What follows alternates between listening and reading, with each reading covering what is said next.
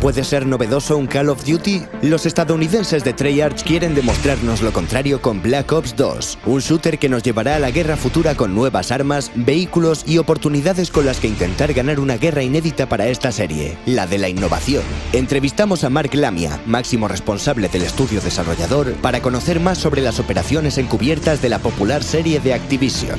Having to craft all of those different branches and have the game play out that way is, I think, going to be really great. Players are going to love that. They're going to love that there'll be some choice in the game and that their choice will affect the story arc that they're going to be experiencing. But I also think the Strike Force levels that we've created are, I'm really excited about those. Those are a new way to play inside the campaign. I'm really excited about the Leagues feature. I've heard from, a lot of people that, they like Call of Duty multiplayer, but maybe they've stopped playing because they get killed too much or it's too hard. And now, I think this is going to be a great feature that's going to let these people enjoy the game because they're just going to play with other people who are at similar skills, and then it's going to be competitive at their level. At whatever their level is. There's a lot of new great gameplay mechanics in the campaign. One of the main motivations that we wanted to go into this new near future setting is so that we could create new gameplay mechanics for players.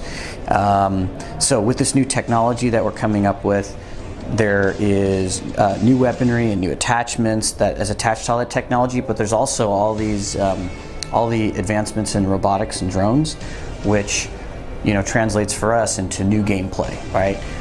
New AI to play with and against, not just soldiers, other soldiers. It's now you have this. Now you have these other machinery in the world and that you have to deal with. The fans.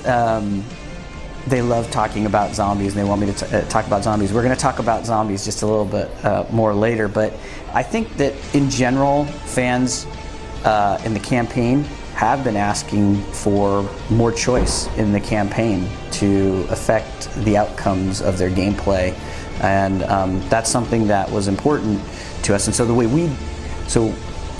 that gets manifested in many different types of comments, but what we broke it down to is they're looking for they love the cinematic experience, they want that, but they also want more choice. So I think the way we're going to do that is there's going to be meaningful choice in the missions with the branching storylines, but also introducing the Strike Force levels, which are going to be levels that you can really approach in almost any way you want.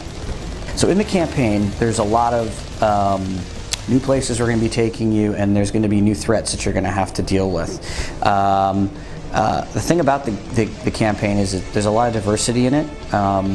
There's going to be, it's mostly set in the year 2025, so you're going to be dealing with a lot of new technology as we unravel it to you. There's also going to be, as with the Black Ops, not everything is going to be completely apparent to you in the story. You're going to have to figure it out as we go through, and things might be apparent, but certain things are going to be, we have a lot of twists and turns. But there's also this whole other element of the game that you fight in the late 80s. And there's a very different feeling game in some respects, because at that point, because warfare was different at that time. And so I think, having that juxtaposition of sort of, warfare back then and warfare, effectively 40 years later, having that experience in the same game is going to be a very unique experience. With Black Ops 2, we've totally overhauled the graphics system. It's a new lighting system, updating the renderer, new tools for the artists. I think it's really important to note that the graphics engine is, while it's a significant part of it, it's also our artists have just gotten new tools and they've improved their techniques. And it's part of why the game is now looking even so much better than what we were able to do with Black Ops, the original Black Ops. Every single time we make a game, we really push on the visuals. We know that people love the cinematics and the visuals and the fidelity. On the animation front, we're pushing so that the characters, when you interact with them, they feel more, you have a greater connection with them. They feel more, lifelike in a way. Because we get that, we inject real character performances, real human performances are what we put in there. And we think that's really going to help tell the story of the game and really connect you with the characters and really get you engrossed in the fiction that we created.